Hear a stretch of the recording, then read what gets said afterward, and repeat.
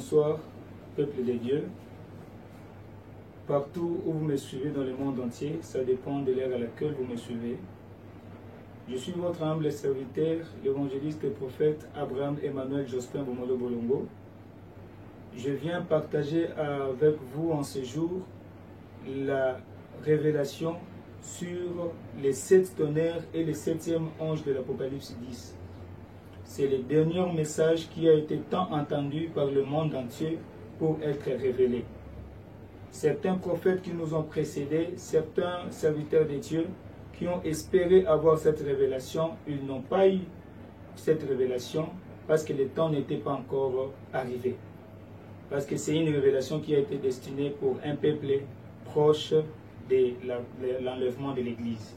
Et nous sommes ce peuple qui est parvenu à la fin des temps et proche de l'enlèvement de l'Église. Laisse que le Seigneur Jésus-Christ bénisse ce message que nous partageons à présent, parce qu'il m'a été révélé depuis 2018, mais le Seigneur ne m'avait pas encore autorisé de publier. C'est en cette année que le Seigneur m'a autorisé de publier, et nous y voilà. Que Dieu vous bénisse infiniment, et nous commençons tout de suite. Il s'agit des 7 tonnerres et le 7e ange de l'Apocalypse 10. C'est le grand secret de l'enlèvement des finales de l'épouse du Christ dans les airs. À chaque fois, le Seigneur, avant de faire quelque chose, il nous donne des avertissements. Et l'avertissement primordial que le Seigneur est en train de nous donner maintenant, c'est dans Amos 3,7. Il nous rappelle: car le Seigneur, l'Éternel, ne fait rien sans avoir révélé son secret à ses serviteurs, le prophète. Ça, c'est le premier avertissement. Le deuxième avertissement que le Seigneur nous donne, c'est dans Matthieu chapitre 6, verset 33, là où il est écrit: cherchez premièrement le royaume et la justice de Dieu, et toutes ces choses vous seront données par-dessus. Et le troisième avertissement, c'est dans Matthieu chapitre 24, verset 44.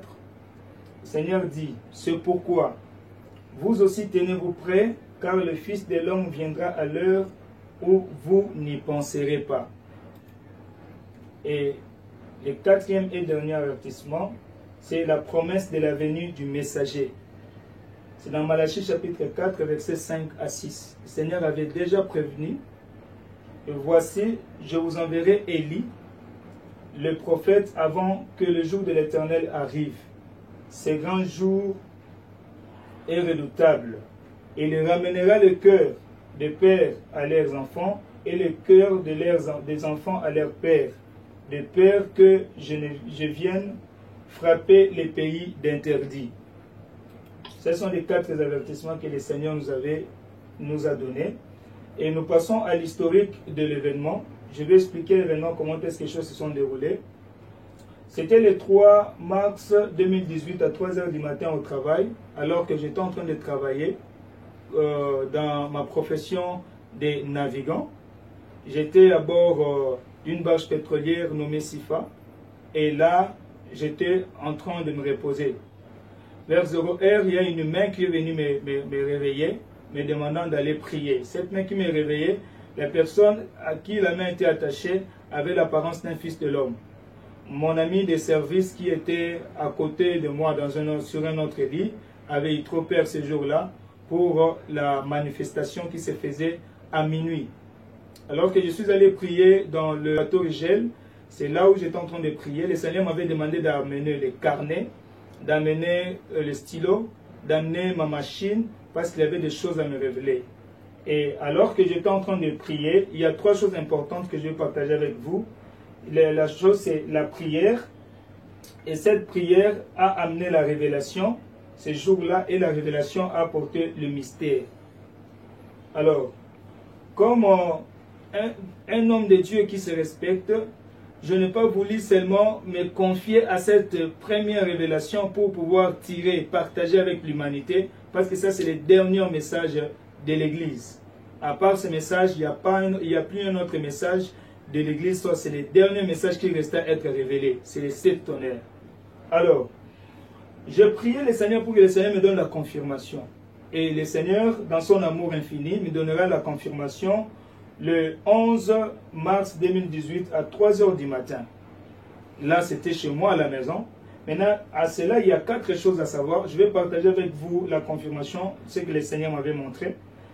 Mais seulement, vous devez connaître qu'il y a eu un songe. Et dans cette songe-là, a jailli la révélation. Et dans cette révélation-là, il y a le mystère et la manifestation qui a eu lieu ce même jour-là. Et le Seigneur me dit, Matthieu chapitre 10, verset 27, quand je me réveillais, il m'a dit, prends Matthieu chapitre 10, verset 27. Si nous lisons Matthieu chapitre 10, verset 27, si vous me permettrez, je ne vais pas vraiment ici prendre le temps de lire les textes. Je vais seulement vous donner des textes, vous lisez à la maison. Mais l'exclusivité, je prends le temps de lire Matthieu rapidement. Chapitre 10, verset 27. Lisons le nom de Jésus. Seigneur m'avait dit ceci. Et il est en train de vous dire maintenant, pendant que vous me suivez. Ce que je vous ai dit dans les ténèbres, dites-les en plein jour. Et ce qui vous est dit à l'oreille, prêchez-les sous le toit. C'est ce que le Seigneur m'avait dit en secret. Voilà, aujourd'hui, c'est public. Pour que le monde sache que le temps n'est plus. Alors, nous allons évoluer. Nous sommes là. J'attendais l'autorisation de tirer, comme je vous avais dit. Et l'autorisation de tirer m'était venue par le Seigneur Jésus-Christ lui-même. De tirer la révélation sur les 7 tonnerres. Et c'était arrivé lorsque j'étais parti sur la montagne que Dieu m'avait appelé. Et je vous épargne les détails quand je suis allé à la montagne. La montagne en question, là où le Seigneur m'appelait les matins, je ne savais pas. Là où, dans quelle montagne il m'appelait. Mais il m'avait juste demandé de sortir de ma maison. Et quand je suis sorti de ma maison, il a dit, je te montrerai la direction. Je commençais à marcher, suivre les indices de là où le Seigneur me montrait, jusqu'à ce que je me suis retrouvé sur la montagne de Sekomaf. C'est à Kinshasa, en République démocratique du Congo. Alors, c'était du 29 août au 1er septembre 2019 à la montagne de Sekomaf à Kinshasa. Il y a 3 choses importantes qui se sont fait savoir sur la montagne et nous avons des témoignages et même le lieu en question, les gens peuvent aller vérifier, ils auront des témoignages sur ce qui s'est passé. La première des choses, il y a eu une manifestation directe de Jésus-Christ lui-même le soir à 22 h pour certifier la révélation devant la famille pastorale Moleka, très connue dans Sekomaf. Tous les sorciers et sorcières de la zone prirent fuite à cause de la présence du Seigneur. Sa fille prophétisa durant des heures d'affilée, en l'instant même, et la fille fut baptisée du Saint-Esprit, et il y a eu réactivation de dons de l'Esprit en somnolence depuis des temps, dans la vie de toutes les personnes qui étaient là, présentes, pendant ce que le Seigneur agissait. Et la deuxième chose qui s'est passée sur la montagne, la confirmation de la raison de la durée de la construction du 3e temple de Jérusalem, dépendant de la révélation de 7 tonnerres. Et 3, la suite de la prophétie sur loin, qui régnera au trône de la RDC et son royaume, donc son régime, après le règne du président Félix Antoine Tshisekedi. Ce sont les choses qui se sont passées sur la montagne. Alors, je vais vous parler maintenant du déroulement des événements par rapport à la confirmation que le Seigneur m'avait donnée le 11 mars 2018 à 3 h du matin. Il y a eu dans ce songe le personnage. Le personnage que j'avais vu dans la vision, c'était une sentinelle. C'était un vieillard. Le vieillard que j'avais vu, c'est l'un des 24 vieillards. J'avais vu un vieillard que lorsque le Seigneur va retourner, je verrai le vieillard en question et j'aurai la possibilité d'identifier le vieillard que j'avais vu. Avec l'aide du Saint-Esprit, je saurais l'identifier. Je l'avais vraiment bien vu. Et Jésus-Christ lui-même, le formateur, et les disciples en formation. Notez bien, le Seigneur a donné la formation à des jeunes serviteurs, ce que j'avais vu durant le songe, la confirmation. Et B, j'avais vu des bâtiments et matériels dans la vision. Parmi ces choses, j'avais vu une immense concession clôturée avec un grand portail codé. Et 2, j'avais vu un grand bâtiment salle de formation munie de balcons à l'entrée. Et troisièmement, j'avais vu les tableaux prophétiques reprenant les 7 tonnerres. Et ensuite, j'avais vu le banc, le bloc-notes, les stylos et crayons que le Seigneur avait distribués à tous les jeunes serviteurs qui étaient en train de prendre la formation. Et c'est lui-même qui formait ces gens-là. Alors, la révélation, ici, il s'agit de ce qui était caché depuis des siècles. Le mystère caché de tout le temps qui ne pouvait pas être révélé avant les temps. C'est-à-dire avant l'ouverture du 7e sceau et du déclenchement de sa manifestation. Et ces mystères et les 7 tonnerres et les 7e ange de l'Apocalypse 10. Notez bien, les 7 tonnerres sont liés aux 7 sceaux, premièrement. Ils sont liés aux 7 trompettes. Ils sont liés aux 7 coupes. Et ils sont liés aux 7e église de la fin des temps. C'est l'église de Laodicée. Et ils ne pouvaient pas être révélés avant le silence de Dieu constaté à l'ouverture des 7e sceaux de l'Apocalypse 8, verset 1, et moins encore 2014. Donc, c'est-à-dire, ceci ne pouvait pas être révélé avant 2014. Parce que le silence de Dieu devait intervenir d'abord avant que ces choses soient révélées. Gloire soit rendue à Dieu. Maintenant, je vais partager avec vous la révélation reçue du Seigneur en ces dates. La confirmation surtout de la révélation qui nous préoccupe. Alors que j'étais en train de marcher dans la vision que je voyais dans ces songes-là le 11 mars 2018, j'irai rencontrer une concession. Et dans cette concession, il y avait un vieillard qui veillait sur l'entrée de la porte. C'était le portail d'abord. Avant que je puisse entrer, le vieillard me refusa l'entrée. Alors que le vieillard me posait la question, pourquoi et qu'est-ce que tu es venu faire ici? Je lui ai dit, c'est le Seigneur Jésus-Christ qui m'appelle. Il a des choses à me communiquer. Alors il dit, attends, je vais d'abord vérifier si le Seigneur vous appelle réellement. Le vieillard est entré dans la grande salle là-bas pour aller vérifier si le Seigneur m'avait appelé. Le Seigneur lui dit, fais-lui entrer. J'ai besoin de lui parce qu'il doit recevoir ses révélations et communiquer au monde entier, à mon église, afin qu'ils sachent que le temps n'est plus. Ils doivent s'apprêter pour l'enlèvement. Et c'est ce message qui renferme la pureté totale, la pureté des cieux. Bien aimé, le vieillard reviendra et me demande de pouvoir entrer. Lorsque je suis entré, j'arriverai devant le balcon. Quand j'arrive devant le balcon, je rencontre un vieillard. Il y avait un tableau et ce vieillard à côté était en train de me recevoir en disant ceci.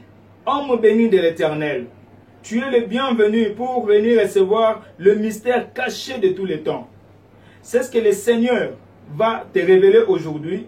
Tu vas prendre le temps de le communiquer au monde entier et les personnes qui te suivront et les personnes qui mettront en pratique toutes ces révélations, ils seront enlevés et ils entreront dans le royaume des dieux tel que le Seigneur avait révélé à ses serviteurs, les prophètes.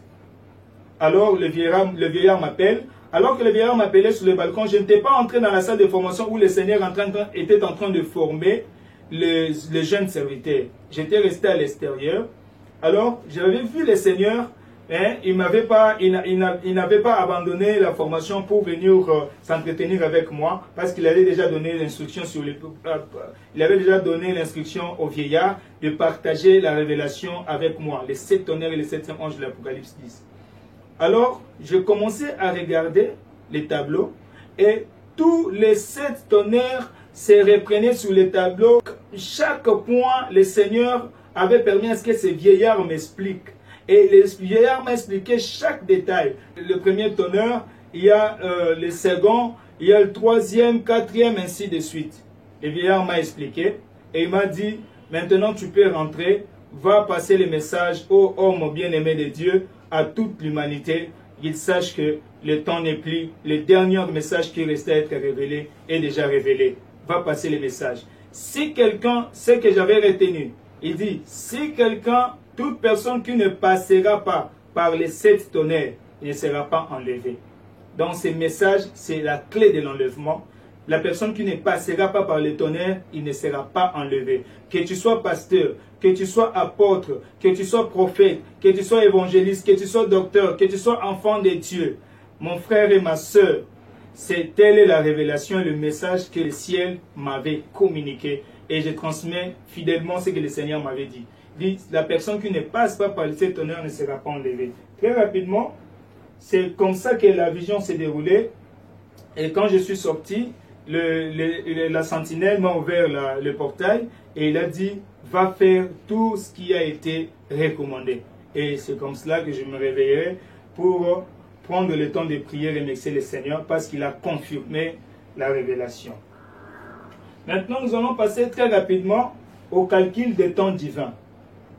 Dans le calcul des temps divins, nous allons comprendre une chose très chère, bien-aimée. Il y a l'ouverture du 7e sceau. Avant que nous prenions ce calcul des temps divins, il est important que nous puissions lire le silence de Dieu qui a été constaté dans Apocalypse chapitre 8, verset 1. Apocalypse chapitre 8, verset 1 nous dit ceci. Nous lisons très rapidement au nom de Jésus-Christ. Quand il ouvrit le 7e sceau, il y eut dans le ciel un silence d'environ une demi-heure. Quand le Seigneur ouvrit le 7e sceau, il y eut dans le ciel un silence d'environ une demi-heure. Vous pouvez lire l'Apocalypse chapitre 6. C'est là où commence l'ouverture des sceaux. Vous lisez l'Apocalypse chapitre 7. Vous allez voir dans tous ces passages, le sceau s'ouvrait, mais il n'y avait pas le silence de Dieu. Quand il y avait le premier sceau, l'ange disait « Viens ». En deuxième sceau, même mot, mais curieusement, le 7e sceau a nécessité un silence d'environ une demi-heure. C'était le silence de Dieu. Maintenant, nous allons calculer ce silence et savoir quel est l'impact que le silence avait fait ici sur notre terre des vivants, sur l'humanité. Les calculs de temps divin, nous allons d'abord prendre là où le Seigneur nous donne l'élément clé de son timing céleste. Parce qu'il y a le kairos et le chronos. Le kairos, c'est le temps de Dieu, en grec, comme on dit. Et le chronos, c'est le temps de nous, les humains. Mais non, le silence qu'il y a eu au ciel, c'est le kairos. Maintenant, ici, sur la terre, nous devons prendre le silence qui était de kairos, parce que le silence-là concernait les habitants de la terre, que le Seigneur avait observé maintenant ce silence. Et qu'est-ce qui s'est passé réellement ici dans notre chronos? 2 Pierre chapitre 3, verset 8 nous dit ceci. Mais il est une chose bien aimée que vous ne devez pas ignorer, c'est que devant le Seigneur, un jour est comme 1000 ans, et 1000 ans sont comme un jour. Prenons cela, une vérité sort de ce texte de l'Écriture. Un jour est comme 1000 ans, et 1000 ans est comme un jour. Maintenant, nous allons prendre l'Apocalypse 8, verset 1, le mettre dans 2 Pierre chapitre 3, verset 8 qu'on vient de lire. Et nous allons découvrir une chose trop importante. Nous avons là une demi-heure de silence de Dieu que nous allons constater dans Apocalypse chapitre 8, verset 1, qui est égal à 30 minutes. Une demi-heure, nous sommes d'accord que c'est égal à 30 minutes. Mais 2 Pierre nous révèle qu'un jour est égal à 1000 ans. Dans ces 1000 ans, maintenant, qu'est-ce que nous allons faire? Nous allons appliquer la règle des 3 simples. Prendre la première équation, soumettre dans la deuxième équation, ça va nous donner quoi? Ça va nous donner 30 minutes. 30 minutes là est égal à 20,8 ans. C'est 30 minutes qui a été observé dans le ciel. Quand vous faites la règle des 3 simples, ça va vous donner 20,8 ans. Donc notez bien, c'est environ 20 ans que le Seigneur resta muet dans pas une nouvelle parole pour annoncer ses secrets. Pas même une nouvelle prophétie dans le monde entier qui pour déterminer l'avenir de l'Église pendant environ 20 ans. Or, maintenant ici, nous allons prendre l'axe d'accomplissement des événements divins. Dans cet axe d'accomplissement des événements divins, nous avons ici l'éternité qui a commencé par moins l'infini et nous avons l'éternité qui continue avec plus l'infini. Ici, l'éternité qui a commencé avec moins l'infini, nous avons la création du monde. Et quand nous évoluons, là-bas, nous voyons la terre d'Adam et Ève jusqu'à la dernière génération des vivants. Voici l'accolade qui nous présente la mesure de ces temps, le début jusqu'à la fin. Et ici, nous avons l'ouverture du 7e sceau. Quand est-ce que le 7e sceau a intervenu? Le 7e sceau a intervenu en 1994. Comment est-ce que nous avons compris que le 7e sceau est intervenu en 1994? Parce que le 7e sceau était lié à l'entrée de l'Église des Nations dans l'apostasie. Alors, nous allons voir, le silence de Dieu devait faire environ 20 ans. Donc, les 20 ans de silence de Dieu, comme ici nous avons l'axe des temps, tombe tout juste entre 2000, si nous prenons 1994 plus 20 ans, ça nous donne 2014. Comme c'est 20,8, donc environ 20 ans, ça tombe entre 2014 et 2015. C'est là où devait prendre fin le silence de Dieu. C'est-à-dire, tous les prophètes même qui ont prophétisé avant ces temps pour parler de l'avenir de l'Église, ce sont des faux prophètes du XXe siècle. Même si aujourd'hui ils vont changer de coloration, si vous avez arrivé à les identifier pendant cette période en train de prophétiser, bien aimé, ne prends pas le temps de beaucoup réfléchir, ce sont des faux prophètes. Alors, nous prenons, ici nous voyons, dans l'axe des temps, il y a un point où nous parlons, ici nous parlons d'abord de fin de silence de Dieu plus révélation de ces tonnerres. Et là nous parlons de construction du 3e temple. C'est point d'interrogation parce que comme les 7 tonnerres venaient d'être révélés, la construction du 3e temple déjà doit avoir lieu dans les temps qui arrivent. Donc dans les temps qui arrivent, il y aura construction du 3e temple. Et quand il y aura construction du 3e temple de Jérusalem, après la construction du 3e temple, nous allons directement aller à l'enlèvement de l'épouse du Christ. Pas l'enlèvement de l'église, mais l'enlèvement de l'épouse du Christ. Parce que l'épouse du Christ est dans l'église, mais l'église n'est pas dans l'épouse du Christ. Alors, c'est quand il y aura enlèvement que nous allons assister à la fin. D'abord, il y aura la fin de l'apostasie, parce que l'apostasie prendra fin quand il y a enlèvement. Qui va tromper qui? Le Seigneur Jésus-Christ lui-même est retourné, il a pris son peuple, dont les églises sont fermées. Il n'y a plus d'apostasie, parce que l'apostasie se passe à l'église. Et la fin du monde intervient et le jugement dernier. Et ceux qui participeront à l'enlèvement et ceux que le Seigneur avait déjà écrit leur nom dans le livre des vies, ce sont eux qui vont entrer dans une nouvelle terre où ils régneront avec le Seigneur Jésus-Christ pour toute l'éternité. Voilà, en bref, j'ai pris quand même le temps d'expliquer en bref cet axe de temps. Maintenant, il est important que nous puissions voir une chose trop importante. Le silence de Dieu avait entraîné la mort spirituelle ici dans notre terre, dans ce monde. La mort spirituelle produite par le silence de Dieu. Le prophète Osée, c'était un prophète révélé.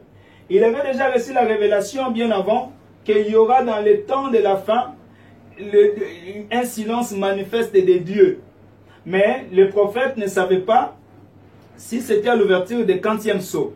Mais le prophète Osée avait été révélé qu'il y aura un silence de Dieu. Et il parle dans Osée chapitre 4, versets 5 à 6. Il dit ceci. Tu tomberas de jour, et le prophète avec toi tombera de nuit, et je détruirai ta mère. Mon peuple est détruit parce qu'il lui manque la connaissance. De nuit, ça veut dire quoi? Tu tomberas de nuit. Donc, ici d'abord, tu tomberas le jour. C'est pendant même que tout allait bien. Tu vas tomber. Tu es un enfant de Dieu, tu vas tomber. Et ce qui fait que beaucoup de serviteurs de Dieu, des enfants de Dieu, avant même que nous arrivions à l'apostasie, ils sont tombés. Pourquoi? Parce que les prophètes Osée avaient vu.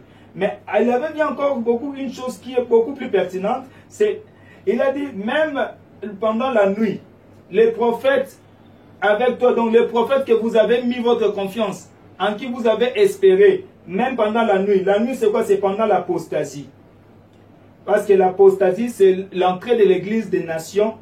Donc, il y a le paganisme entre dans l'église. Les rituels du monde entrent dans l'église de Dieu. Et ça suit le temple du Seigneur. C'est ça l'apostasie. Alors, ta mère, j'ai détruit ta mère. La mère, ça veut dire église. C'est-à-dire toi et moi. Parce que nous sommes le temple de Dieu. Vous pouvez lire dans 1 Corinthiens chapitre 3, versets 16 à 17. Vous allez comprendre que nous sommes le temple de Dieu. Et nous sommes l'église. Là où on parle de mère dans la révélation prophétique, ça concerne l'Église. Ça fait allusion à l'Église. Et la connaissance, c'est quoi? C'est la science qui vient de Dieu. Et le prophète Ésaïe également a prophétisé sur cela dans Ésaïe 54, verset 19. Il a prévenu qu'il y aura l'apostasie dans les derniers jours. Vous pouvez lire ça aussi. Je partage avec vous le prophète Élie aussi. Il confirme d'ailleurs le message dans 1 Roi chapitre 17, verset 1.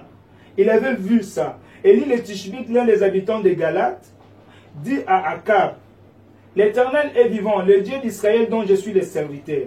Il n'y aura ces années-ci ni rosée, ni pluie, sinon à ma parole. Or, la pluie c'est quoi? La pluie c'est la nourriture céleste qui provient d'en haut. Et la pluie ça vient de Dieu. C'est Dieu qui fait pleuvoir la pluie. Et la rosée c'est la nourriture donnée par un prophète. C'est la révélation.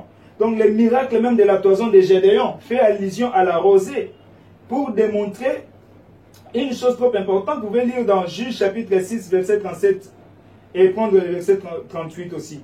Donc notez bien, 1994, c'est le début du silence de Dieu. Et cette année ici marque l'entrée de l'Église des nations dans l'apostasie. Je crois que vous êtes ensemble avec moi. Et maintenant la question nous est posée, pourquoi l'an 2014 est pris comme le nouveau départ de l'année prophétisée? Donc pourquoi l'an 2014 est maintenant le relancement de l'arrêt du silence de Dieu et maintenant le temps où le Seigneur commence à communiquer à la terre? Pourquoi? Parce qu'en ce moment-là, plusieurs vrais enfants de Dieu ont commencé à prophétiser sur l'avenir de l'Église avec précision.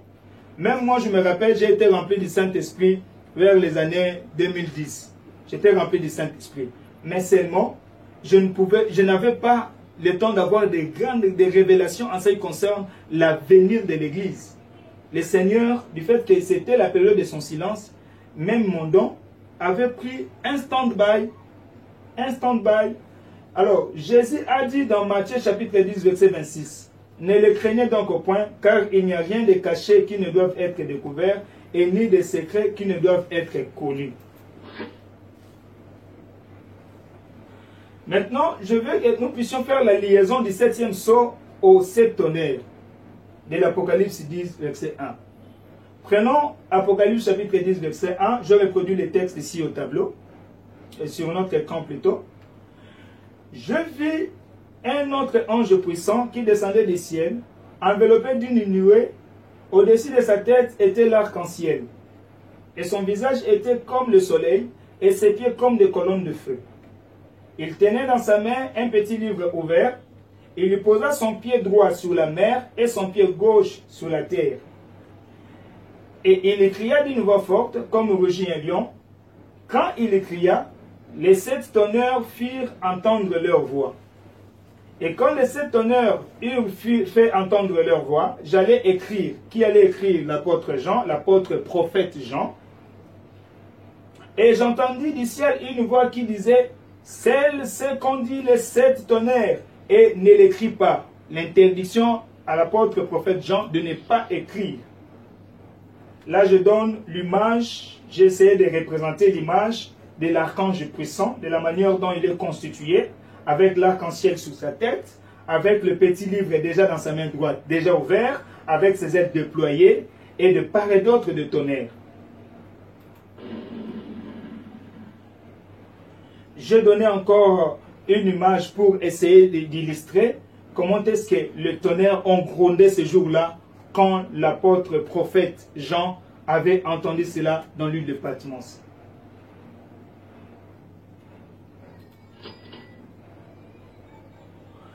Nous continuons le verset 5. Et l'ange que je voyais debout sur la mer et sur la terre leva sa main droite vers le ciel. Je crois que vous êtes ensemble avec moi. Et jura par celui qui vit au siècle des siècles, qui a créé le ciel et les choses qui y sont, la terre et les choses qui y sont, et la mer et les choses qui y sont, qu'il n'y aurait plus de temps. Mais qu'au jour de la voix du 7e ange, quand il sonnerait de la trompette, les mystères de Dieu s'accompliraient comme il l'a annoncé à ses serviteurs le prophète. Et la voix que j'avais entendue du ciel me parla de nouveau et dit, va, prends le petit livre ouvert dans la main de l'ange qui se tient debout sur la mer et sur la terre. Là, j'ai fait une illustration de ces anges. Et j'allais vers l'ange en lui disant de me donner le petit livre. Et il me dit, prends-le et avale-le. Il sera amer à tes entrailles, mais dans ta bouche, il sera doux comme du miel. J'ai pris le petit livre de la main de l'ange et je l'avalai. Il fut dans ma bouche doux comme du miel, mais quand je l'eus avalé, mes entrailles furent remplies d'amertume. Puis on me dit, il faut que tu prophétises de nouveau sur beaucoup de peuples, de nations, de langues et de rois. Nous allons maintenant expliquer la révélation de l'Apocalypse 10. Mon frère et ma soeur, pasteur, là où vous me suivez, le verset 1 nous parle de l'ange puissant. Cet ange puissant, c'est un archange, c'est un prophète majeur. Ce n'est pas le prophète Branham. Non, ce n'est pas le prophète Branham. Parce que le prophète Branham est déjà mort. Cet archange que nous parlons, il doit sortir bientôt. Il doit sortir bientôt. C'est un ange, c'est un archange pour ça, c'est un prophète majeur. Maintenant, la nuée, c'est celle de la transfiguration. Donc Jésus-Christ était caché avec ce prophète dans ces nuages. Vous pouvez lire dans Matthieu chapitre 17, je crois, vous allez voir cela. Donc ce passage montre un mystère. Il devait la deuxième venue de Jésus-Christ sur terre. Nous savons que Jésus-Christ doit venir chercher son église sur terre pour l'enlever avec lui. Jésus revient une deuxième fois, descend du ciel, transfiguré, caché dans un prophète. Donc ici, l'Apocalypse est en train de nous révéler que le Seigneur Jésus-Christ va descendre, il sera caché dans un prophète. Et ce prophète-là, c'est un prophète majeur. Le Saint-Esprit prépare déjà le moment, le lieu et les circonstances aussi où les manifestations vont se passer. C'est la raison pour laquelle Christ avait apparu Christ avait amené ses apôtres sur la montagne de transfiguration. Les détails là, quand nous serons dans un enseignement, je pourrai vous faire. Et là, nous sommes en train de décortiquer la révélation. Donc, et puis, le témoignage de Jésus-Christ lui-même sur son second retour transfiguré. Si vous lisez Luc chapitre 32, vous allez comprendre une chose. Pendant qu'il était à table avec eux, il prit le pain et après avoir rendu grâce, il le rompit et leur donna. Alors leurs yeux s'ouvrirent et ils le reconnurent, mais il disparut de devant eux. Et ils se dirent l'un à l'autre, notre cœur ne brûlait-il pas au-dedans de nous lorsqu'il nous parlait en chemin et nous expliquait les Écritures? S'élevant à l'heure même, ils retournèrent à Jérusalem et ils trouvèrent les 11 et ceux qui étaient avec eux assemblés et disant, le Seigneur est réellement ressuscité et il est apparu à Simon. Et ils rencontrèrent de ceux qui leur étaient arrivés en chemin et comment il l'avait reconnu au moment où il rompit le pain. Bien aimé, ça, le Seigneur, après sa résurrection, il avait démontré que ce que je suis en train de faire comme apparition, sachez-le que dans les derniers jours, je le ferai. Et il avait même rompu le pain. Maintenant, ce qui s'est passé, nous allons comprendre pourquoi Jésus-Christ avait posé cet acte. Le Seigneur Jésus-Christ avait posé cet acte de la fraction du pain et cette révélation pour qu'il puisse donner les signes de reconnaissance au temps de la fin de son Église. Comment son Église peut se reconnaître? Tu peux être à Londres, tu peux être à Paris, tu peux être à Bruxelles, tu peux être au Congo, tu peux être n'importe quel coin du monde. Mais si tu es un vrai enfant de Dieu, si vous êtes vraiment l'Église du Seigneur, voici les signes de reconnaissance du vrai Église de Dieu. D'abord le pain qu'il avait rompu, c'est-à-dire la vraie communion fraternelle, l'authentique Sainte Seine. Sainte Seine non mélangée, Sainte Seine non triquée, où Jésus-Christ lui-même a célébré cela. Alors, le fait d'avoir un cœur brûlant lorsqu'il y a une explication de l'Écriture, Donc quand on explique la parole de Dieu, quand votre cœur brûle, sachez très bien que c'est un très bon signe. Le cœur brûlant lorsqu'on explique la révélation de l'Écriture. Mais si le cœur ne brûle pas, aïe, là vous êtes déjà égaré. Mais Jésus leur apparaîtra la 4e fois si vous continuez à lire le chapitre 24 de Luc. Et on voit Jésus apparaître à ses disciples, il leur montre ses mains et ses pieds sont percés même. Et le 3e signe de reconnaissance est le sacrifice, le renoncement. Ça c'est le 3e signe de reconnaissance. Alors, quand vous lisez Luc 24, versets 36 à 48, vous allez voir le 3e signe de reconnaissance. Tandis qu'il parlait de la sorte, lui-même se présenta au milieu d'eux et leur dit, « La paix soit avec vous. » Saisis de frayeur et d'épouvante, ils croyaient voir un esprit. Mais il leur dit, « Pourquoi êtes-vous troublés? Et pourquoi pareille pensée s'élève-t-elle dans vos cœurs? Voyez mes mains et mes pieds. C'est bien moi, touchez-moi et voyez. Un esprit n'a ni chair ni os, comme vous voyez que j'ai. » Et en disant cela, il leur montra ses mains et ses pieds. Comme dans leur joie, ils ne croyaient point encore et qu'ils étaient dans l'étonnement, il leur dit, « Avez-vous ici quelque chose à manger? » Ils lui présentèrent du poisson rôti et un rayon de miel. Il en prit et il mangea devant eux. Alors, puis il leur dit, « C'est là ce que je vous disais lorsque j'étais encore avec vous, qu'il fallait que s'accomplisse tout ce qui était écrit de moi dans la loi de Moïse, dans les prophètes et dans les psaumes. » Alors il leur ouvrit l'esprit, afin qu'ils comprissent les Écritures. Et il leur dit, ainsi il est écrit que le Christ souffrirait et qu'il ressusciterait de mort le 3e jour. Et que la repentance et le pardon de péchés seraient prêchés en son nom à toutes les nations, à commencer par Jérusalem. Et vous êtes témoins de ces choses. Comme aujourd'hui, moi je suis témoin de la révélation des 7 tonnerres dont je vous fais part. Voici les 3 signes de reconnaissance. Nous avons la vraie Sainte Seine. Voir si dans votre église vous faites la vraie Sainte Seine, la confirmation brillante des Écritures dans le cœur, dans leur cœur, les cœurs de croyants. Quand il y a la parole, quand il y a la révélation, la confirmation brillante des Écritures doit se passer dans le cœur. Et le 3e signe de reconnaissance, le sacrifice ou le renoncement. Savoir se sacrifier dans l'œuvre de Dieu. Savoir se renoncer au péché. Ça, c'est le 3e sacrifice. Le 3e signe de reconnaissance plutôt. Et notez bien, ce sont ces signes qui vous permettent, comme le Seigneur m'avait dit, de pouvoir vous reconnaître ici sur terre. Nous allons nous reconnaître à partir de ces signes. Parce qu'actuellement, il y a beaucoup de fausses églises et il y a beaucoup de faux serviteurs qui se déguisent en serviteurs de Christ. Il faut faire très attention.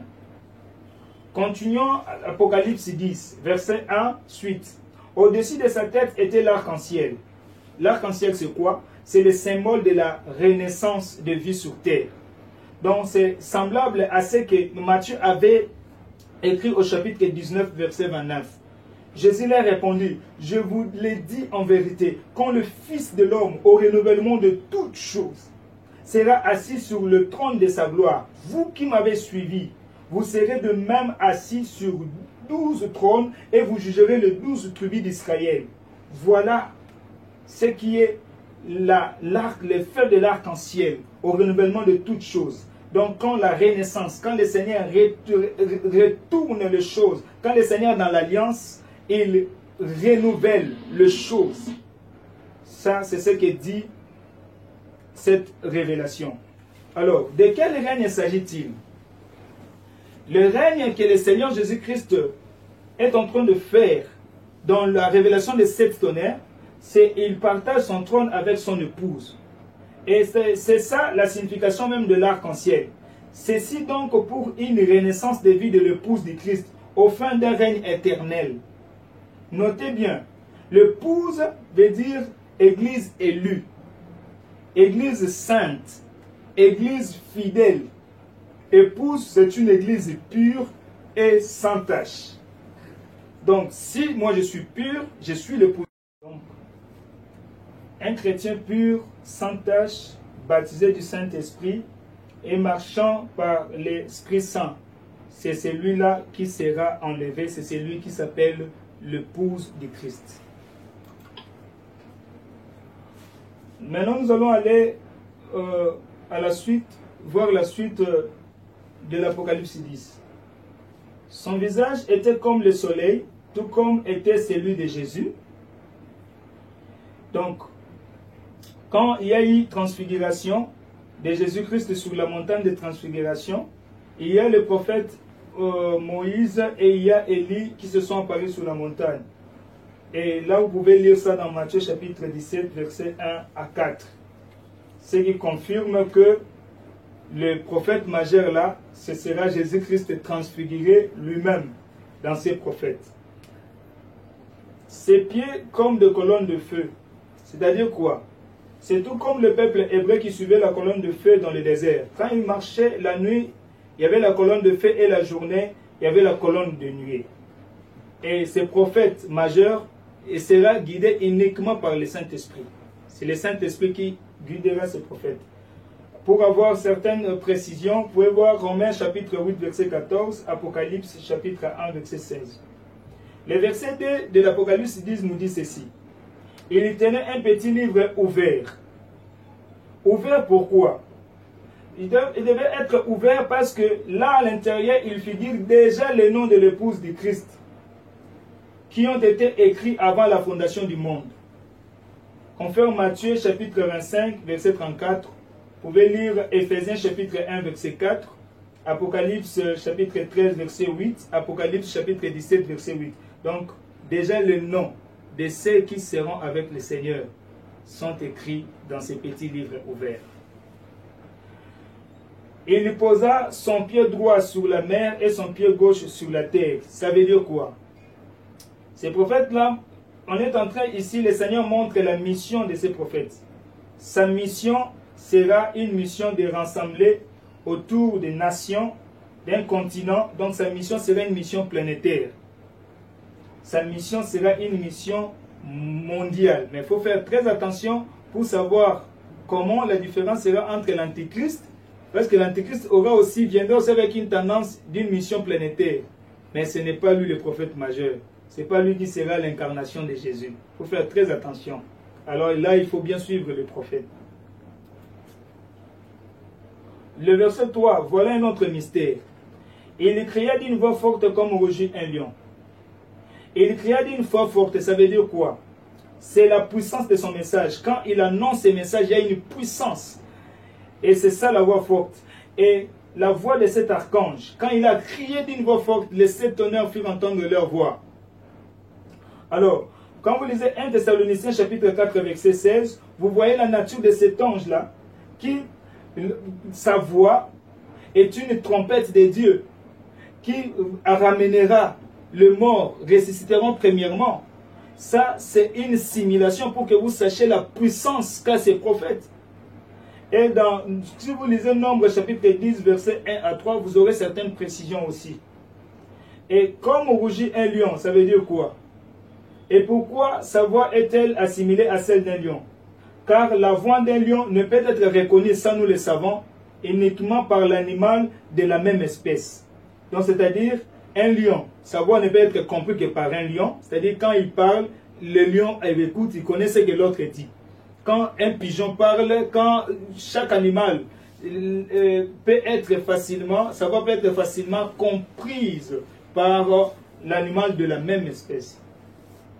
Alors, quand vous lisez 2 Rois chapitre 19, verset 30, vous prenez aussi le verset 31, Ésaïe chapitre 37, vous prenez le verset 31, Jérémie chapitre 23, verset 6, vous allez voir les détails de la manière dont c'est quand il rougit comme un lion.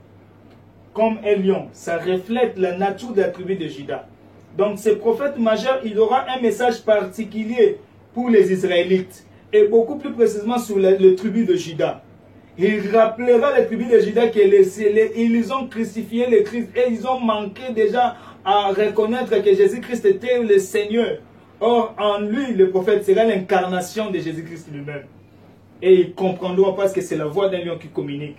Les tribus de Juda, la tribu de Juda, c'est la tribu d'un lion. Et ils comprendront que oui, ça c'est la voix du Seigneur. Le Seigneur nous interpelle. et les Israélites retourneront dans la foi. Et en ce moment-là, ils seront sauvés. Quand il cria, les 7 tonnerres firent entendre leur voix. Ici, c'est un grand mystère. Ce mystère, c'est le mystère de l'enlèvement final de l'épouse du Christ. Bientôt ici. Bientôt, l'épouse de Christ va monter sur les airs. Je ne suis pas en train de prêcher, bien aimé. Je suis en train de passer la révélation. Si c'est un enseignement où je suis en train de prêcher, je pourrais entrer plus dans les détails pour vous expliquer le mystère que le Seigneur m'avait montré. Mais ici, je suis en train d'expliquer l'essentiel.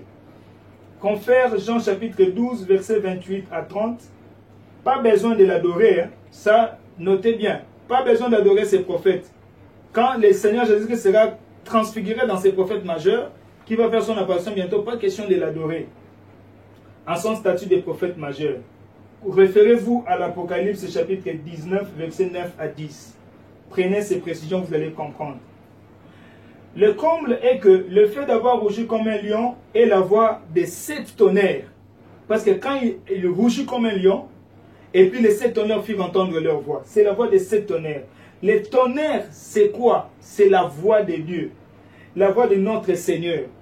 Au moment du cri de rassemblement, chaque message prononcé se transforme en un coup de tonnerre. Donc quand il crie d'une voix forte, au moment du cri de rassemblement, chaque message, c'est un coup de tonnerre. Chaque message, et puis vous allez comprendre quels sont les messages et quels sont ces 7 tonnerres. Vous voyez, les 7 tonnerres sont là, ils sont partout dans la Bible. Le premier coup de tonnerre, c'est le jugement. Le deuxième coup de tonnerre, c'est la repentance. Le troisième coup de tonnerre, c'est la justice. Le quatrième coup de tonnerre, c'est le renoncement. Cinquième coup de tonnerre, c'est la purification. Le sixième coup de tonnerre, c'est l'adoption. Et le septième coup de tonnerre, c'est la gloire de Dieu partagée. Le Seigneur a partagé sa gloire avec son épouse. Waouh, c'est super. C'est merveilleux. Gloire soit rendue à Jésus. Maintenant, je vous explique très rapidement le premier coup de tonnerre. Vous allez comprendre que tout message de Dieu, tout message prophétique de Dieu commence toujours par un jugement et se termine par la gloire du Seigneur. Vous pouvez prendre le livre de la Genèse, c'est le livre du jugement. Adam et Ève, ils ont été séduits, le Seigneur a prononcé le jugement. Et quand vous lisez le livre de l'Apocalypse, c'est le livre de la gloire de Dieu partagé. Donc entre Genèse et Apocalypse, à l'intérieur, il y a tous les 7 tonnerres se sont fait attendre durant toutes ces années, durant tous les siècles. Bien-aimés, voici le mystère caché de tout le temps aujourd'hui s'est révélé. Donc, vous pouvez voir avec la chute de l'homme, le déluge, la destruction de Sodome et Gomorrhe, etc. Les jugements commencent dans la maison de Dieu. Et vous pouvez lire 1 Pierre chapitre 4, verset 17. Le jugement commence dans la maison de Dieu. Tel qu'à présent que nous sommes en train de nous échanger, le jugement a déjà commencé. Le jugement a déjà commencé. Et c'est la raison pour laquelle les gens sont en train de voir même la manifestation des coronavirus. Il y a tant de virus, il y a tant de mots, il y a tant de tremblements de terre, il y a des échauffourées, il y a des guerres. Le jugement a déjà commencé. Dans la maison de Dieu, le jugement commence. Ces échauffourées, trucs, ça commence déjà dans la maison de Dieu. Et 2. La repentance concerne tous ces juges et rois fidèles ils ont travaillé dans un cœur repentant, un cœur persévérant. Ils ont annoncé dans les livres de juges, de chroniques, de rois. Vous allez voir ces juges, vous allez voir ces rois qui ont marché à observer la parole de Dieu. Vous pouvez lire dans 2 Chroniques chapitre 33 verset 12 pour avoir certains détails. Troisième coup de tonnerre, la justice. La justice a été annoncée par qui? Par la loi de Moïse. Et on lit cela dans les livres de Lévitique et de Deutéronome. Vous allez voir le renoncement. Le renoncement, quatrième coup de tonnerre, c'est fait dans la déportation des Judaïtes et des Israélites à Babylone. Le livre des prophètes Ésaïe, des prophètes Jérémie, des Lamentations, Ézéchiel, Daniel, Osée, Zacharie, Malachi, ils parlent de cela. Et en sont des exemples. Vous voyez la purification. Qui est venu avec la purification? C'est notre Seigneur Jésus-Christ. C'est lui qui est venu avec la purification. Waouh!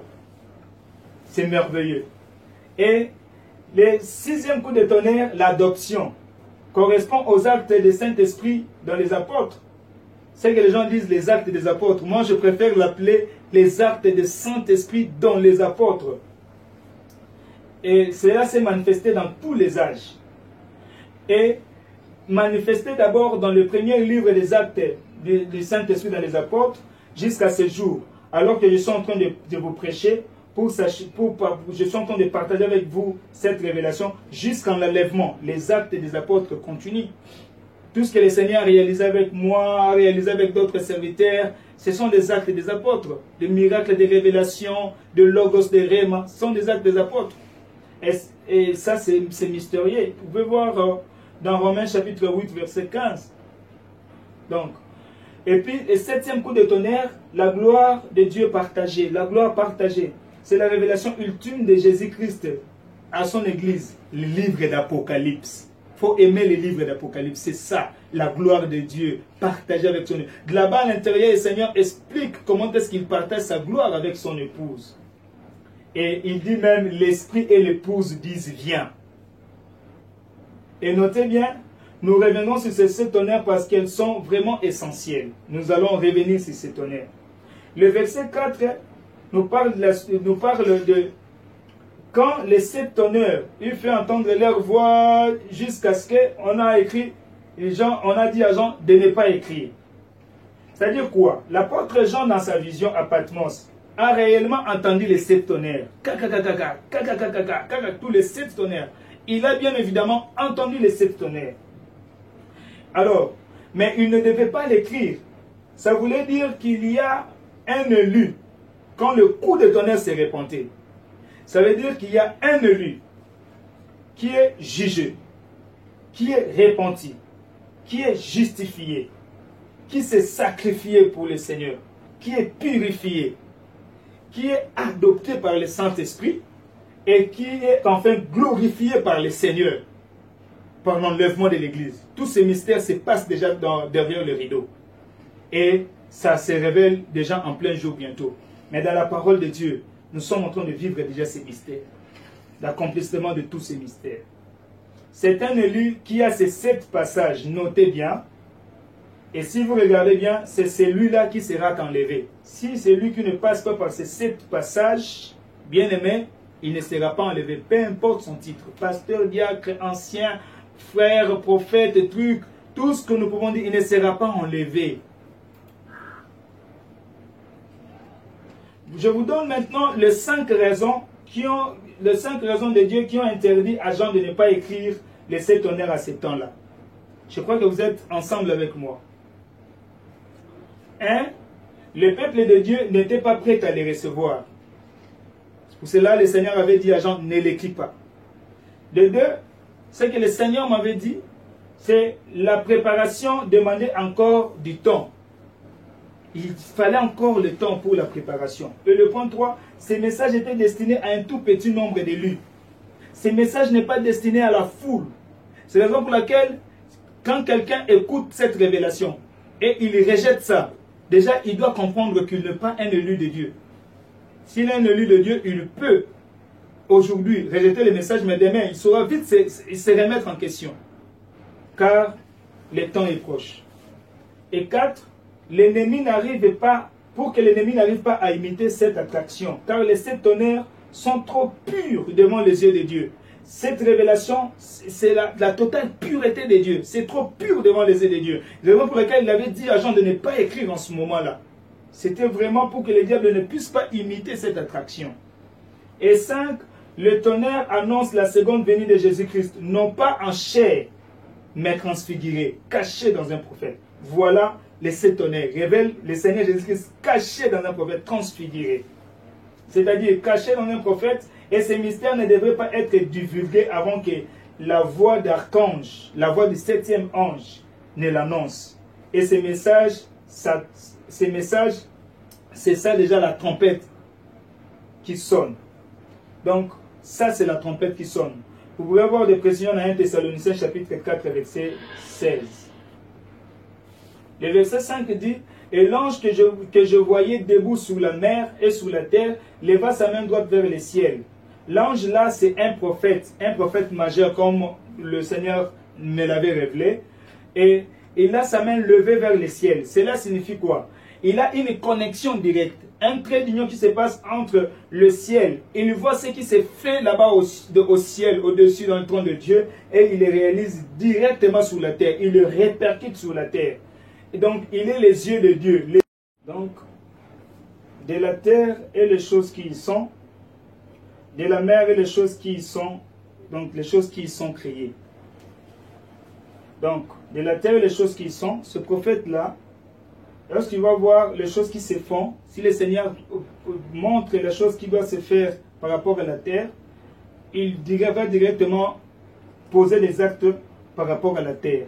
Donc la terre, les arbres, les animaux, les oiseaux, les maisons, les gratte-ciel, les voitures, l'or, les diamants, le cobalt, le coltan, l'homme, la femme, l'uranium, les armements de guerre, le travail, les affaires. S'il va seulement faire quelque chose là-bas dans le ciel, il le fait et ça directement impacte sur tout ce qui est créé de la terre.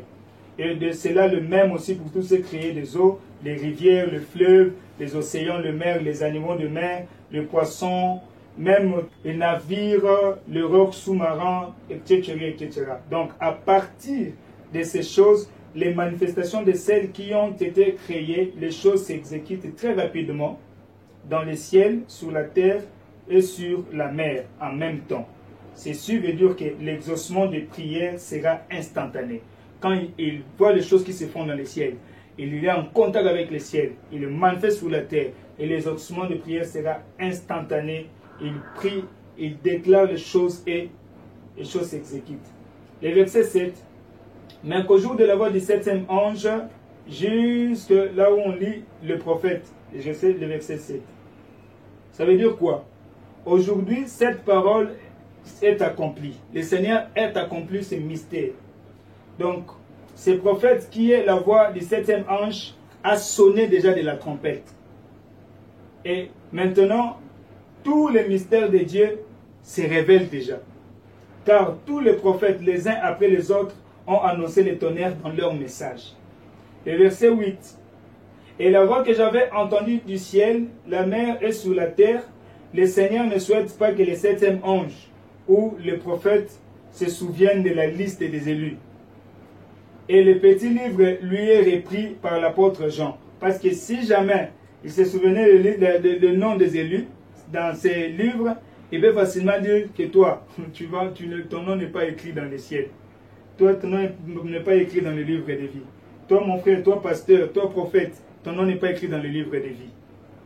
Et le verset 9, 10 dit, et j'allais vers l'ange jusque mes entrailles furent remplies d'amertume. C'est-à-dire, le septième ange se sépare du livre, il sait qu'il contient d'une part la réjouissance et d'une autre part la souffrance. Donc le Seigneur lui a ôté les souvenirs de noms inscrits afin qu'il ne soit pas attristé. Ce qui peut voir la personne il a des bons rapports avec la personne, mais dommage, la personne de son nom n'est pas écrit dans le livre de vie. Et voilà. Et c'est ce que le Seigneur lui a ôté les souvenirs de ces noms, enfin qu'il ne soit pas attristé ou troublé par ce qu'il contient et que cela ne nuise pas à sa mission de rassemblement. C'est la manière dont ce prophète sera. Maintenant, je parle de deux réactions spontanées du livre dans le corps de l'apôtre Jean. Quand l'apôtre a mangé le livre, dans sa bouche, c'était doux comme du miel, mais dans son ventre, son ventre était rempli d'amertume. C'était amer dans son ventre. C'est-à-dire quoi? La douceur du miel correspond aux âmes bien-aimées de Dieu, qui forment l'épouse du Seigneur. Et ces âmes proviennent de tous ceux qui ont vécu durant les âges de l'Église. L'âge de l'Église de Pergame, de Laodicée, de Thyatire, de Philadelphie, et donc dans tous les 7 âges de l'Église, jusqu'à l'âge de l'Église de Laodicée, donc de Éphèse à Laodicée. Vous pouvez lire dans Apocalypse chapitre 2 et 3, vous comprendrez. Et l'amertume correspond à tous ces réprouvés, qui n'ont pas vaincu, mais qui se sont laissés séduire par la chair. Ils sont laissés séduire par la chair et par les désirs de la vie, et par les soucis de la vie, les passions de la vie, et puis séduits par l'ennemi. Ils sont nombreux, comme confirme la parole du Seigneur, il y a beaucoup d'appelés, mais peu de lui. Lisez Matthieu chapitre 22, verset 14. Donc, les entrailles remplies d'amertume, les générations descendantes remplies de douleur, ces personnes réprouvées, chrétiens menant double vie ou païens, tous ces genres de personnes confondues, des églises qui sont bâties sous un modèle babylonien. Donc, je ne sais pas, dans les prochaines vidéos, je pourrais expliquer comment nous voyons des églises bâties sous des modèles babyloniens. Et quand le 7e ange sonnera de la trompette, tous ces regroupements uniques connaîtront sur leur sein des divisions de ruines. Et tout ce que vous voyez aujourd'hui qui se passe dans le monde entier, les églises-là sont bâties sur des modèles babyloniens. Verset 11 dit, puis on me dit, il faut que tu prophétises de nouveau sur beaucoup de peuples, de nations, de langues, de rois. Vous verrez par la suite que les 7 tonnerres sont manifestés un à un dans chaque âge de l'Église, d'Éphèse à Laodicée, tous un à un, et que dans les derniers âges, celui de Laodicée, les 7 tonnerres sont manifestés et qui se manifestent jusqu'à ce jour, parce que nous sommes dans l'âge de l'Église de Laodicée. Voici les 7 tonnerres dans Laodicée. Si vous prenez dans tous les âges de l'Église, les 7 tonnerres sont manifestés. Mais voilà dans Laodicée comment ça se manifeste aussi l'un après l'autre.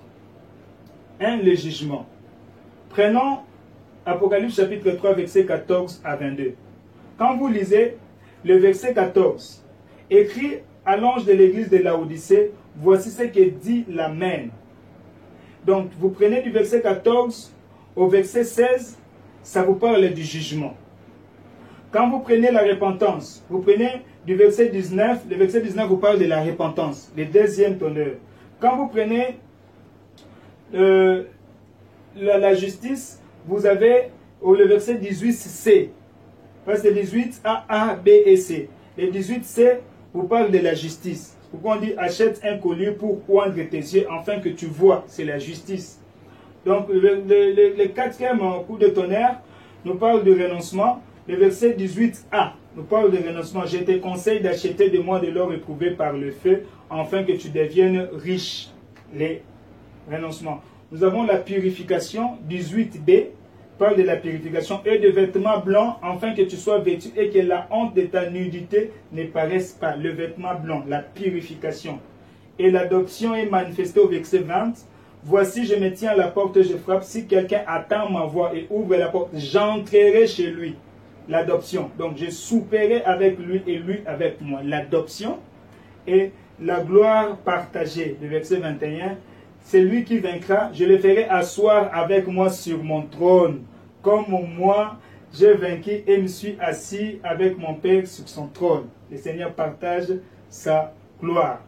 Donc, signature du Seigneur Jésus-Christ, que c'est lui qui a des oreilles, entende ce que l'Esprit dit aux églises. Là, le verset 22.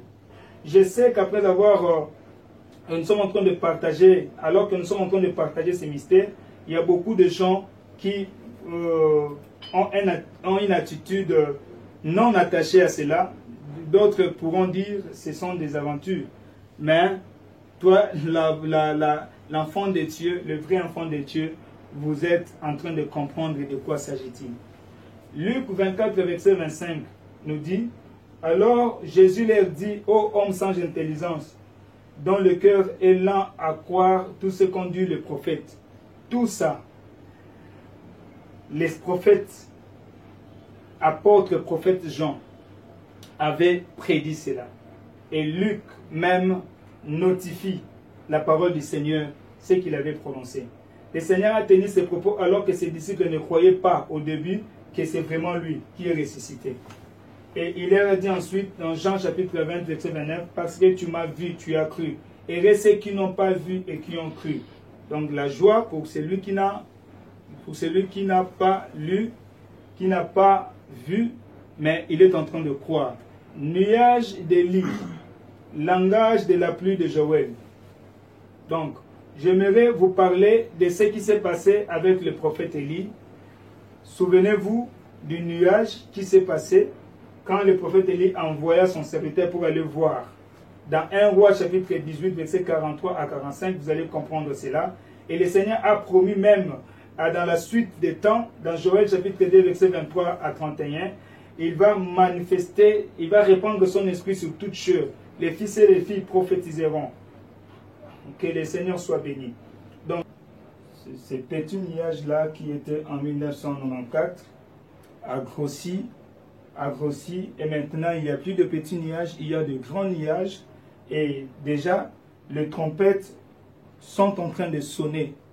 Les trompettes sonnent déjà la fin des temps. La fin des temps, et voilà les mystères en tout lieu, et il pourrait se passer des choses, des événements en tout lieu, en tout temps, en toutes circonstances. Le ciel est vraiment ouvert. Tout peut y arriver. Donc, il faut que les enfants de Dieu, les hommes de Dieu, vous sachiez cela, parce que les 7 tonnerres sont déjà révélés. Voilà. Preuve et confirmation de l'alliance de Jésus-Christ avec son épouse par les 7 tonnerres. Du 3 mars 2018 jusqu'au 11 mars 2018, vous allez voir une chose. Qu'est-ce que vous allez remarquer? Il y a l'intervalle de 8 jours. Et ces 8 jours confirment que les 7 tonnerres, c'est vraiment la révélation du Seigneur. Pourquoi? Parce que le Seigneur a toujours fait l'alliance avec son peuple le 8e jour. Le 8e jour, le jour de l'alliance. Et il s'est passé l'intervalle de 8 jours pour qu'il y ait confirmation de cette tonnerre qui m'a été révélée le 3 mars. Alors, le 8 jours se réfère à l'alliance de Dieu avec Abraham, appelée, que le Seigneur appelait la circoncision. L'alliance que le Seigneur avait faite avec Abraham, ça s'appelait la circoncision. Et ça se faisait le 8e jour. Et jusqu'à présent, ça se fait le 8e jour. Après la naissance de l'enfant. Donc, le Seigneur me confirmant que depuis la révélation, donc la naissance de la prophétie, jusqu'à la confirmation, la date de sa manifestation directe, il devrait se passer 8 jours pour confirmer que c'est une véritable révélation digne d'en faire foi. Preuve, vous pouvez lire Luc chapitre 2, verset 21 et Luc chapitre 1, verset 59. Voilà. Les calculs du temps prouvent que la confirmation de la révélation donnée par le Seigneur devrait venir en date du 11, du même mois et de la même année. Et ce qui confirme que les choses devaient se passer toujours, la confirmation devait se passer la même année. Vous prenez l'année 2018. Quand vous additionnez 2 plus 0 plus 1 plus 8, ça vous donne 11. 11, c'est la date où la confirmation de la révélation a été faite. Voilà mon bien-aimé, mon frère, ma soeur, comment est-ce que la parole de Dieu est vraiment la véritable parole. Donc c'est après les 8 jours que l'Éternel se montra dans une vision à mon épouse d'ailleurs pendant la nuit, et il me donna le nom d'Abraham. Quand vous regardez mon nom à présent, mon nom a changé, et au début de cette émission, je me suis présenté au nom d'évangéliste et prophète Abraham. Auparavant, mon nom n'était pas Abraham, c'était Emmanuel Jospin. Donc comprenez comment est-ce que le Seigneur utilise ce oint. Alors, c'est la source de mon nouveau nom. Le mystère caché révélé sont là. Et ces tonnerres, selon leur ordre, premier coup de tonnerre, le jugement. Deuxième coup de tonnerre, la repentance. Troisième coup de tonnerre, la justice. Quatrième coup de tonnerre, les sacrifices ou les renoncements. Cinquième coup de tonnerre, la purification. Sixième coup de tonnerre, l'adoption. Et septième coup de tonnerre, la gloire partagée. C'est ce que j'avais vu, que le vieillard m'avait montré. Et sous les tableaux, c'était présenté comme ça, de la manière dont je l'ai représenté ici. Comme le Seigneur avait donné l'ordre à ce que les vieillards, parmi les 24 vieillards, l'un des vieillards me montre. Alors notez bien, l'ordre de ces tonnerres n'est pas par hasard. Hein. Il résonne et étonne dans toute la Bible. Ceux qui suivront mes enseignements le découvriront. C'est vraiment merveilleux. L'ordre de ces tonnerres. Ceux qui auront la chance de suivre mes enseignements, ils trouveront c'est vraiment merveilleux. Et maintenant, je parle de la manifestation directe qui a eu lieu après la confirmation de cette révélation. Dès lors que le Seigneur Jésus-Christ m'a réveillé le matin du 11 mars 2018, il me donna des confirmations directes que si quelqu'un doute de ces choses, il y aura de manifestations directes. La pluie et retentissement de coups de tonnerre dans les ciels. Même au moment de la saison sèche, ma femme en est témoin de ces faits. Preuve tangible aussi, le frère Hervé Soukissa, c'est un frère, c'est un ami, avait douté le même jour, vers 13h30, après nous avoir visité à la maison, jadis à Matete, au quartier Ngoufou, il y a eu une forte et brisque pluie dans toute la ville de Kinshasa, accompagnée de coups de tonnerre qui paralysa l'après-midi de ce jour-là, voire même le pasteur titulaire de l'Assemblée, la vie comblée en Jésus-Christ, à Kinshasa, Massina, Petro Congo, fut mouillé avant notre rendez-vous à 17h par cette pluie. Et durant l'activité Monte Priasfa, que nous avions organisée à l'église de la vie comblée en Jésus-Christ, montant des prières d'assurance familiale, première édition 2019, à Massina, Petro Congo, il y a eu de fortes manifestations de cette tonnerre. Parce que ça fait l'objet d'un enseignement et il y avait de fortes manifestations. Avantage de l'enlèvement, c'est quoi? L'avantage de l'enlèvement, nous prenons Apocalypse chapitre 20. Heureux et saints ceux qui ont part à la première résurrection, la seconde mort n'a point de pouvoir sur eux, mais ils seront sacrificateurs de Dieu et de Christ et ils régneront avec lui pendant 1000 ans. Ceux ressuscités premièrement partiront directement dans l'enlèvement avec ceux qui seront vivants pendant ce temps, qui y est proche, et bénéficieront de la fête de millénaire avec Christ, la fête de 1000e année de la fin de ce monde. Donc, existait depuis 6000 ans la création pour totaliser 7000 ans relatifs aux 7 jours de la création de Dieu. Toutes ces histoires-ci, les gens qui me suivent dans les enseignements, ils ont le temps de comprendre et bénéficier de cela. Conditions pour être enlevé. Voici les conditions pour être enlevé avec Jésus. 1, c'est naître de nouveau. Naître d'eau et d'esprit, conformément à Jean chapitre 3, versets 1 à 5. Deuxièmement, il faut avoir le baptême du Saint-Esprit, conformément à Ephésiens chapitre 5, verset 18, Ephésiens chapitre 3, verset 19. Et troisièmement, passer par les 7 tonnerres, c'est-à-dire vivre conformément à la prédication des temps de la fin, telle qu'est révélée par Jésus-Christ à ses serviteurs, à ses saints serviteurs. Donc, les 7 tonnerres, c'est la parole révélée de la fin des temps. C'est un message. Les 7 tonnerres, c'est un message qui te juge, qui t'amène au repentir, qui te justifie, qui t'amène à se sacrifier pour l'œuvre du Seigneur et à renoncer au péché, qui te purifie, qui te fait adopter par le Saint-Esprit et qui te fait partager la gloire de Dieu le Père. Donc, à la révélation de la fin de ces temps. Romains chapitre 8, verset 14 et verset 16 parle de ces faits. Maintenant, 3.1, ici, je partage avec vous la formule que Jésus-Christ m'avait révélée pour l'enlèvement. Quelle est la formule de l'enlèvement de l'Église? Prenez bien cette formule. La formule de l'enlèvement, enlèvement égale Jésus-Christ plus les baptêmes du Saint-Esprit. Waouh! C'est merveilleux. Donc, enlèvement est égal à toute la parole de Dieu mise en pratique. Toute la parole de Dieu plus les baptêmes du Saint-Esprit. Donc, marcher continuellement par le Saint-Esprit. Voici le seul moyen d'être sauvé. Jésus est le chemin, la vérité et la vie. Voyez la croix de Jésus, cette croix qui a caché la révélation des 7 tonnerres pour l'enlèvement de l'épouse du Christ. C'est cette croix-là qui a révélé le mystère aujourd'hui et en passant par les 7 tonnerres, la personne est en train de passer sous la croix de Jésus et la personne est sauvée.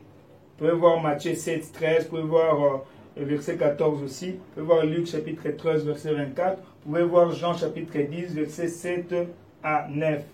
Et ici, vous pouvez lire ça dans Jean chapitre 14, verset 6. Donc, voilà, appel au service, nous sommes arrivés à la fin. Voici, c'est maintenant le jour du salut. Là, maintenant, je suis en tant que l'homme de Dieu, d'appeler chacun de nous, pasteurs, évangélistes, prophètes, partout où vous êtes dans le monde. Vous êtes en train de me suivre. Vous êtes en train de douter de ces messages ou vous n'êtes pas en train de douter, mais vous savez que votre vie n'est pas correcte avec le Seigneur. Voici les recommandations du Seigneur. Le nom de beaucoup de gens vont s'écrire aujourd'hui dans le livre des vies de Jésus-Christ, l'agneau immolé. 1. Sois prêt à donner ta vie totalement à Jésus-Christ maintenant. Pas demain, maintenant et aujourd'hui. 2. Recevoir Jésus-Christ en tant que son Seigneur et ton Sauveur personnel. Faites cette prière de Romains chapitre 10, verset 9. Et tu peux faire cette prière maintenant. Le Seigneur va te sauver. Et 3. Tu as des mauvaises choses à renoncer, de mauvais secrets ou de pactes obscurs à dénoncer pour ta délivrance totale. Reçois nos coordonnées à la fin de cette présentation ou dans les cas essayants, trouve un homme de Dieu, un homme qui craint le Seigneur, un homme qui est oint pour qu'il t'aide à passer à la délivrance parce que le temps est proche. 4. Tu as continuellement décidé Jésus dans ta vie et te sens incapable d'abandonner les péchés afin de renouveler ton engagement. Consulte-nous ou consulte les hommes de Dieu réellement qui sont proches de toi, qui sont dans votre avenir, qui sont dans votre commune, qui sont dans votre province. Consultez les hommes de Dieu. Quand nous parlons d'où commence le jugement de Dieu. 1 Pierre chapitre 4 verset 17. Car c'est le moment où le jugement va commencer par la maison de Dieu. Or, si c'est par nous qu'il commence le jugement, par nous qu'il commence, quelle sera la fin de ceux qui n'obéissent pas à l'évangile de Dieu? Et 2 Pierre chapitre 2 verset 4 dit ceci. Car si Dieu n'a pas épargné les anges qui ont péché, mais s'il les a précipités dans les abîmes des ténèbres et les a réservés pour le jugement, s'il n'a pas épargné l'ancien monde, mais s'il a sauvé Noé, lui, huitième, ce prédicateur de la justice, lorsqu'il fit venir le déluge sur un monde d'impies, s'il a condamné à la destruction et réduit en cendres les villes de Sodome et Gomorrhe, le donnant comme exemple aux impies à venir, et s'il a délivré les justes, Lot, profondément attristé de la conduite de ces hommes sans frein dans leur dissolution, car c'est juste qui habitait au milieu d'eux, tourmentait journellement son âme juste à cause de ce qu'il voyait et entendait de leurs œuvres criminelles. Le Seigneur s'est délivré de l'épreuve les hommes pieux et réservé les injustes pour être punis au jour du jugement. Ça, c'est une image d'illustration du sanctuaire de l'arche de l'alliance du Seigneur de toute la terre. L'Apocalypse 22, verset 12 à 13 dit « Voici, je viens bientôt, et ma rétribution est avec moi, pour rendre à chacun selon ce que son œuvre. Je suis l'alpha et l'oméga, le premier et le dernier, le commencement et la fin. »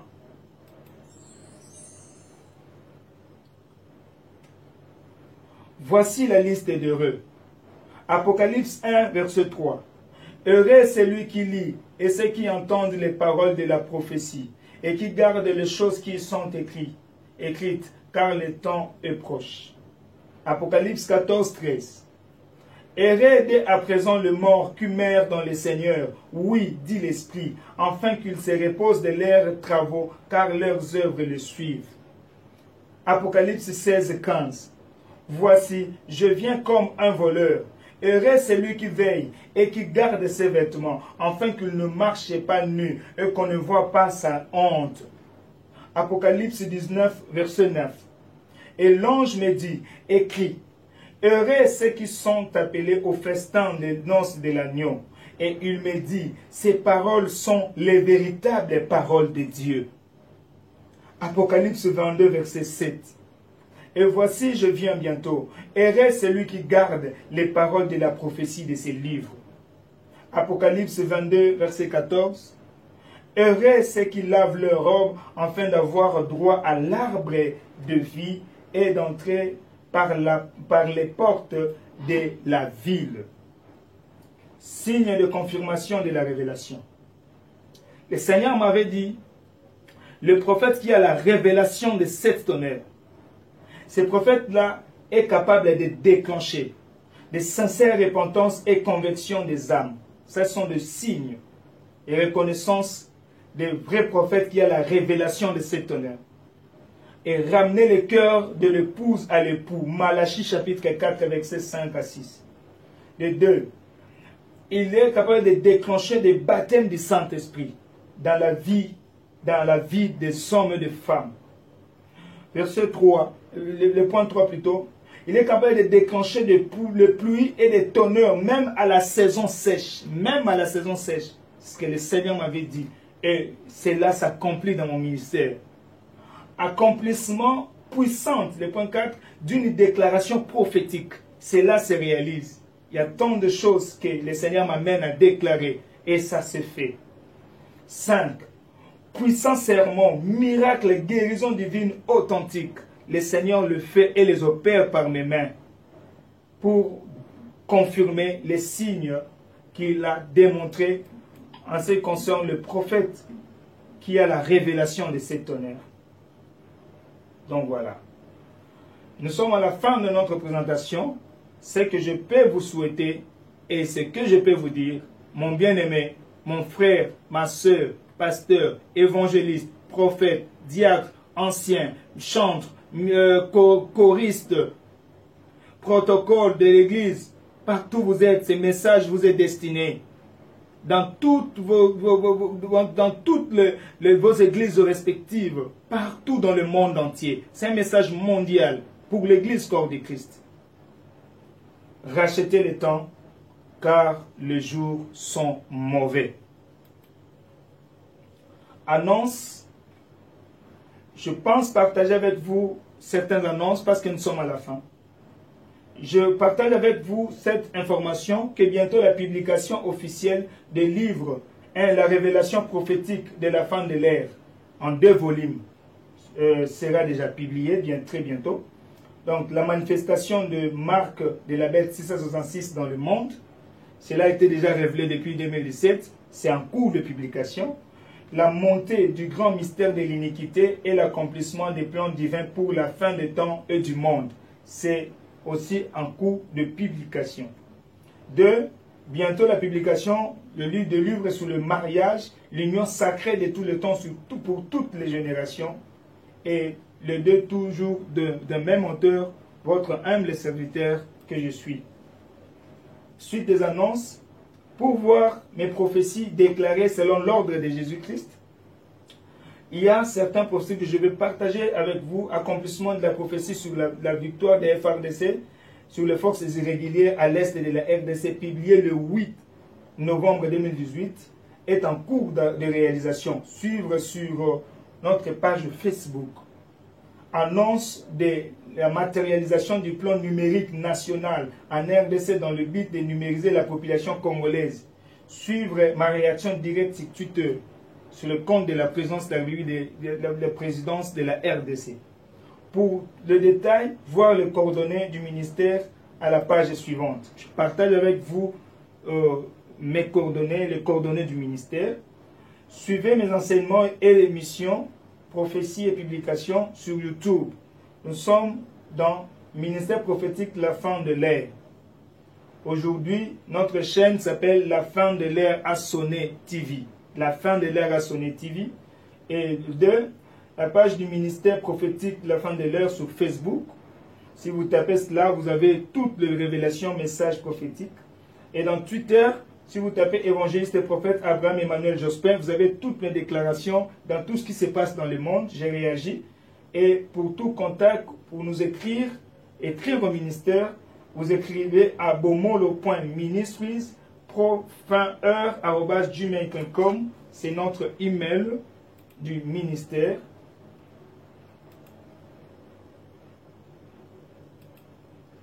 Au reste, demeurez dans l'amour de Christ qui revient très bientôt. Alléluia.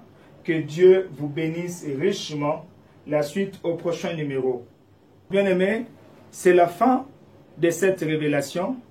Tirez-en profit. Que le Seigneur vous bénisse richement et que la gloire de Dieu soit votre partage. Soyez raffermis, soyez nourris spirituellement par cette révélation. Mettez-en en pratique, partagez ça dans vos églises sans complexe. Moi, j'ai reçu cette révélation. Les autres, dans le passé, ils ont aussi reçu certaines révélations que moi, je n'avais pas reçues. Et je suis fier quand un enfant de Dieu partage une chose que le Seigneur a révélée. C'est la joie pour le corps du Christ. Et je bénis toute personne qui vont mettre cette révélation en pratique parce que notre Seigneur revient très très très bientôt. Croyez-moi, c'est les clés de l'enlèvement de l'épouse de Christ. Vous y mettez en pratique, le Seigneur est avec vous, le Seigneur vous enlève. Que Dieu vous bénisse infiniment. Restez attachés au Seigneur, marchez dans la crainte de Dieu, dans l'humilité, avec l'espoir de nous revoir très prochainement, en observant toujours la parole de Dieu qui est notre rétroviseur. Partagez massivement la parole du Seigneur, la révélation. Moi, je fais ma part de pouvoir vous le présenter. Maintenant, c'est à votre tour de pouvoir le partager, afin que ça atteigne tout le continent du monde entier et tous les hommes de Dieu et responsables du ministère, les enfants de Dieu également dans le monde entier. Que Dieu vous bénisse. Nous aurons des suites, des prophéties, des suites à partager avec vous. Vous avez une question, n'hésitez pas à nous écrire. Personnellement, je vais vous répondre dans toutes vos préoccupations. Merci, que Dieu vous bénisse infiniment. Nous allons nous revoir très prochainement. Bye.